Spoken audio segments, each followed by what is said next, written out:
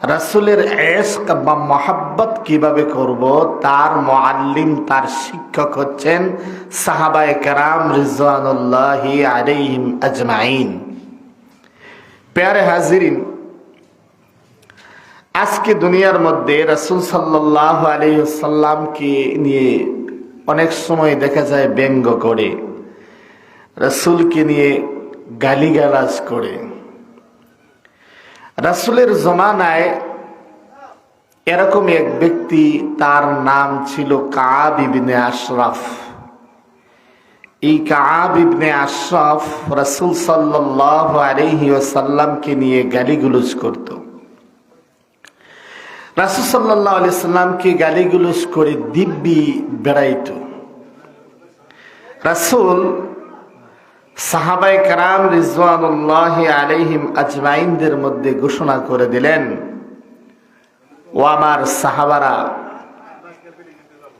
তোমরা শোনো, এই কাব বিন আশরাফ আমাকে নিয়ে গালিগালাজ করতেছে। তোমরা শুনে রাখো, যে ব্যক্তি এই কাব বিন আশরাফকে জাহান্নাম রসিদা করে দিতে পারবে, জাহান্নামে পৌঁছে দিতে পারবে, তাকে হত্যা করতে পারবে, আমি রাসূল আল্লাহর পক্ষ থেকে ঘোষণা করতেছি তার জন্য জান্নাত ওয়াজিব। জোরে বলি সুবহানাল্লাহ।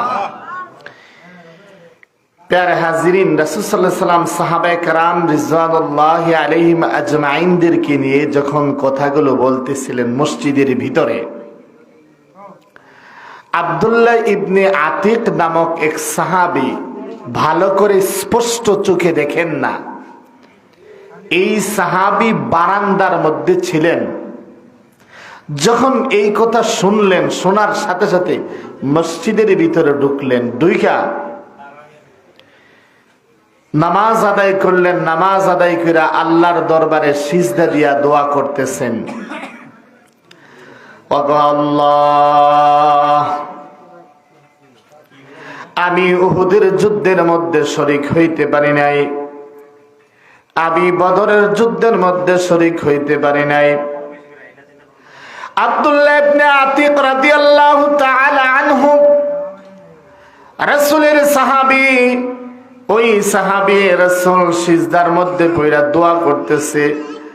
চোখের দৃষ্টি শক্তি একটু কম, এই কারণে রাসূল বেশিরভাগ জিহাদের মধ্যে উনাকে নিতেন না। আব্দুল্লাহ ইবনে আতিক রাদিয়াল্লাহু তাআলা আনহু সিজদার মধ্যে পড়ে দোয়া করতেছেন, ওগো আল্লাহ, আমি উহুদের যুদ্ধে শরীক হইতে পারি নাই, আমি বদরের যুদ্ধে শরীক হইতে পারি নাই, আমি হুনাইনের যুদ্ধের মধ্যে শরীক হইতে পারি নাই, আমি রাসূলের সাথে জিহাদে যাইতে পারি নাই। অন্ততপক্ষে ওগো আল্লাহ, আমাকে এই শক্তি দাও, আমার দ্বারা যেন ওই কাব বিন আশরাফ রাসূলকে নিয়ে যে গালিগুলোজ করে, তাকে যেন আমি পৃথিবী থেকে চিরবিদায় করতে পারি, সেই তৌফিক আমাকে দাও। যখন আব্দুল্লাহ ইবনে আতিক রাদিয়াল্লাহু তাআলা আনহু এই দোয়া করলেন, দোয়া করার পরে আল্লাহ রাব্বুল আলামিন দোয়া কবুল করে নিলেন। আব্দুল্লাহ ইবনে আতিক রাদিয়াল্লাহু তাআলা আনহু মসজিদ থেকে বাহির হয়ে সোজাসুজি ঘরের মধ্যে চলে গেলেন। ঘরে যাওয়ার পরে খঞ্জর হাতে নিলেন। খঞ্জর হাতে নিয়ে ভালো করে উনি প্রস্তুতি নিলেন। উনার জামার ভিতরে খঞ্জর লুকিয়ে রাখলেন। চলে গেল কাব বিন আশরাফের বাড়িতে। কাব বিন আশরাফের বাড়িতে যাওয়ার পরে কাব বিন আশরাফের বাড়ির মধ্যে গেল। প্রথম গেইটের মধ্যে যাওয়ার পরে গেইটের দারোয়ান ভাবছে হয়তো কোনো ফকির টকির হবে নাকি, এই কারণে আব্দুল্লাহ ইবনে আতিক রাদিয়াল্লাহু তাআলা আনহুকে বাধা দেয় নাই। আব্দুল্লাহ ইবনে আতিক রাদিয়াল্লাহু তাআলা আনহু গেট দিয়ে ঢুকে গেলেন বাড়ির ভিতরে। বাড়ির ভিতরে ঢোকার পরে সন্ধ্যা হয়ে গেল। যখন এশার সময় হয়ে গেল, অন্ধকারাচ্ছন্নে ছেয়ে গেল, তখন এই আব্দুল্লাহ ইবনে আতিক রাদিয়াল্লাহু তাআলা আনহু এক ব্যক্তিকে জিজ্ঞেস করল, ভাই তোমাদের নেতা কাব বিন আশরাফ কোথায়? তখন ওই ব্যক্তি বলে, বালাখানার মধ্যে উনি আছেন।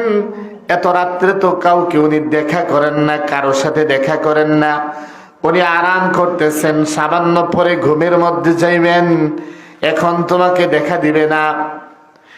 তখন আব্দুল্লাহ ইবনে আতিক রাদিয়াল্লাহু তাআলা বলেন, তুমি ভালো করে বলো উনি কোথায় আছেন। বলে, আমি ভালো করে বলতেছি, ওই জায়গার মধ্যে উনি আছেন। ঠিক আছে, উনি কথার মোড় অন্যদিকে চলে নিলেন, ঘুরিয়ে নিলেন, যাতে বুঝতে পারে না উনি আব্দুল্লাহ ইবনে আতিক রাদিয়াল্লাহু তাআলা আনহু কাব বিন আশরাফকে হত্যা করার জন্য এসেছে, উনি যেন সেটা বুঝতে না পারে, এই কারণে কথার মোড় অন্যদিকে ঘুরিয়ে নিলেন। কথার মোড় যখন অন্যদিকে ঘুরিয়ে নিলেন, অনেকক্ষণ কথাবার্তা বলার পর ওই ব্যক্তি চলে গেল, উনি আড়ালে লুকিয়ে রইলেন। যখন রাত্র গভীর হইল, ওই কাব বিন আশরাফের বালাখানার মধ্যে উঠতে হলে একটা সিঁড়ি বাইতে হয়। উনি সিঁড়ি বেয়ে ওই কাব বিন আশরাফের বালাখানার মধ্যে গেল। কাব বিন আশরাফের বালাখানার মধ্যে যাওয়ার পরে কাব বিন আশরাফ ঘুমিয়ে আছে। তার নাকের আওয়াজ ওই সাহাবী আব্দুল্লাহ ইবনে আতিক রাদিয়াল্লাহু তাআলা আনহু শুনতেছিলেন, নাকের আওয়াজ শুনতেছেন।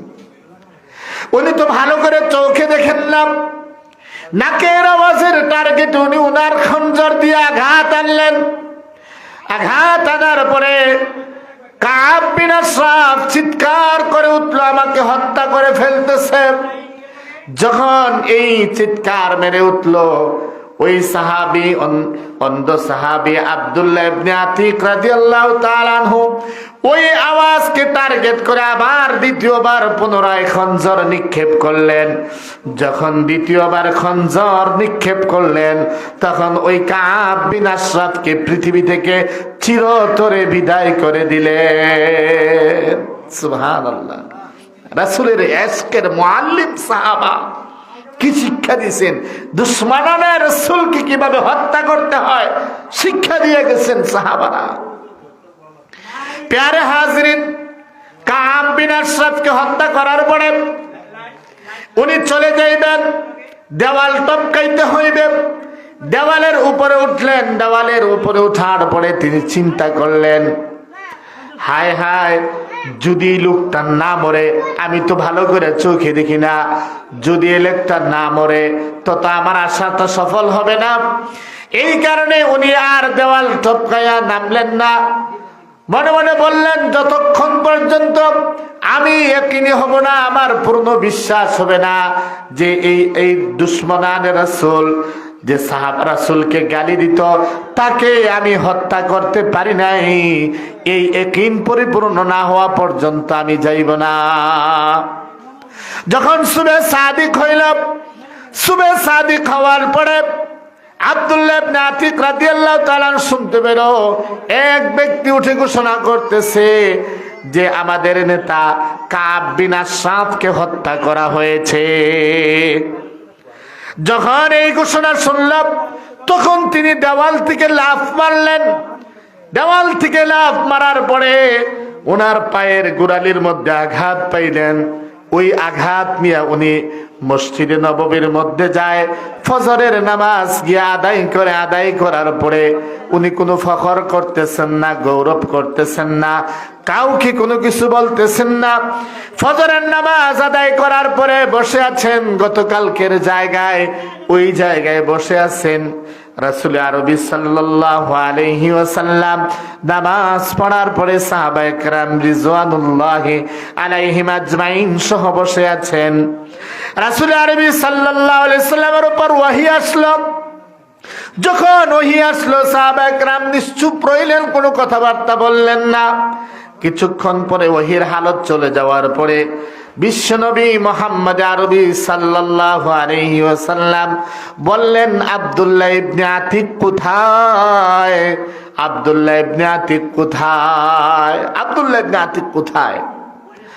অতঃপর সাহাবারা বললেন, উনি তো ওই জায়গার মধ্যে বসে আছেন। এই কথা বলার পরে আব্দুল্লাহ ইবনে আতিক উঠে আসলেন। আসার পরে আব্দুল্লাহ ইবনে আতিক রাদিয়াল্লাহু তাআলা আনহুকে উদ্দেশ্য করে রাসূল আরবি সাল্লাল্লাহু আলাইহি ওয়াসাল্লাম বলতেছেন, হে আব্দুল্লাহ ইবনে আতিক, শোনো, তোমাকে আরশে আজিম থেকে আল্লাহ রাব্বুল আলামিন সালাম দিয়েছেন। সুবহানাল্লাহ, সুবহানাল্লাহ। তোমাকে আরশে আজিম থেকে আল্লাহ রাব্বুল আলামিন সালাম দিয়েছেন। এই মুহূর্তে জিবরাইল আমিন আমার কাছে এসেছে। জিবরিল আমিন আমার কাছে আইসা জানিয়ে দিয়েছে, তুমি ওই দুশমনের রাসূল, তুমি ওই কাব বিন আশরাফকে হত্যা করেছো। আল্লাহ তোমাকে সালাম দিয়েছে। প্যারা হাজিরিন, তোমার আব্দুল্লাহ ইবনে আতিক রাদিয়াল্লাহু তাআলা বলেন, ও রাসূল, আমার জন্য দোয়া করেন। আমি আল্লাহর শুকরিয়া, একটা দুশমনের রাসূল, যে রাসূলকে গালিগালাজ করতো, আমি তাকে পৃথিবী থেকে খতম করে দিয়েছি। অতঃপর রাসূল আরবি সাল্লাল্লাহু আলাইহি ওয়াসাল্লাম দেখলেন তার পায়ের গোড়ালির মধ্যে আঘাত। এই আঘাতের মধ্যে রাসূলের লালা লাগিয়ে দিলেন। আব্দুল্লাহ ইবনে আতিক রাদিয়াল্লাহু তাআলা বলেন, আমার পাও এমন ভাবে ভালো হলো, আগে যেমন ছিল এর চাইতে আরো বেশি ভালো, এবং আমার মৃত্যুর আগ পর্যন্ত এরকম ভাবে আমার পায়ের মধ্যে এরকম ভালো অনুভূতি আমার কখনো আসেনি। সুবহানাল্লাহ, সুবহানাল্লাহ।